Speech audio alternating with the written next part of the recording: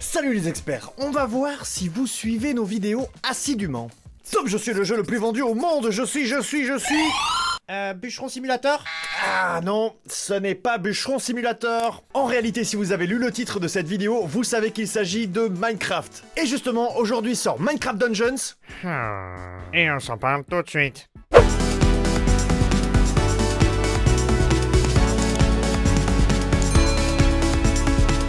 Pour commencer, sachez que Minecraft Dungeons n'a pas du tout le même style de jeu que le Minecraft originel, puisqu'il a une trame narrative. Une histoire quoi.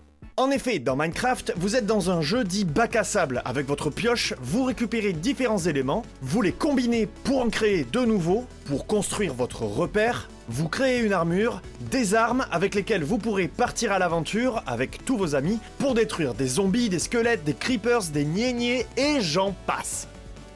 Je ne vais pas vous faire la liste complète de tout ce que vous pouvez faire dans Minecraft parce que j'aurai pas assez de 12 vidéos pour le faire. Sachez seulement que c'est un jeu de construction, que c'est le jeu le plus vendu au monde, qu'il a atteint récemment les 200 millions d'exemplaires vendus, et qu'il est très apprécié par les joueurs tant pour son mode aventure avec les ennemis, etc., que pour son mode créateur où vous pouvez créer ce que vous voulez sans limite de ressources. C'est à la fois un jeu et un outil éducatif. Il est notamment utilisé dans certaines écoles pour enseigner la géométrie, les probabilités, pour développer la créativité et même le travail d'équipe. Pour tout vous dire, dans Minecraft, il y a même un gars qui s'est amusé à reproduire... Quoi? Sa ville? Non. Son pays? La planète! À l'échelle 1-1. Ah, il était comme nous, hein, il était confiné, bon bah voilà. Bon, ça c'était pour les bases, maintenant laissez-moi vous présenter Minecraft Dungeons.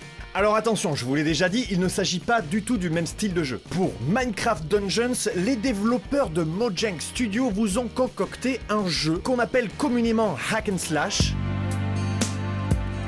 I believe I can slash. C'est-à-dire un jeu à la manière du magnifique Diablo, que vous connaissez bien si vous avez à peu près le même âge que moi. Dans ce type de jeu, vous explorez un univers en 3D isométrique, comme ceci, en terrassant tous les ennemis que vous rencontrez. Vous récupérez de l'expérience et de nouvelles armes qui vous permettent de rendre votre personnage plus puissant, ce qui vous permet de vaincre des ennemis encore plus puissants, libérant alors plus d'expérience et plus d'armes de meilleure qualité, vous rendant plus puissant, perpétuant ainsi la grande chaîne de la vie. En ce qui concerne l'histoire maintenant. Après avoir été abandonné par sa famille, un villageois, ce sont ces personnages-là, un villageois essaie de trouver refuge et se fait refouler de partout. Ça me rappelle de mauvais souvenirs. Alors forcément, il est un petit peu énervé et il continue sa quête sans but. Il finit par trouver un artefact magique qui lui donne un pouvoir hors du commun. Et pour faire court, il devient le gros méchant pavot du jeu. Même si en vrai, il est un peu mignon quand même. Et vous, votre quête, à part devenir ultra puissant? Vous êtes fort. Je suis plus que ça même. Je suis surpuissant. Votre but sera donc de sauver les villageois de l'armée démoniaque levée par celui qu'on appelle maintenant l'archilageois, Archilager en anglais. Tout ceci en passant de donjon en donjon, en résolvant des énigmes, en évitant les pièges et en récupérant des trésors. Comme dans à peu près n'importe quel RPG du genre, vous allez commencer par créer votre personnage. Et l'avantage, c'est que le personnage que vous choisissez d'incarner au début, mage, voleur, guerrier, tu connais non ? Eh bien il peut être changé en cours de route, vous n'êtes pas prisonnier d'une seule et même classe de personnage. Si vous commencez en robe de mage avec des sorts stylés pour attaquer à distance, vous pouvez très bien devenir un gros tank en armure lourde et marteau de guerre pour casser du mob au corps à corps au fil de l'aventure.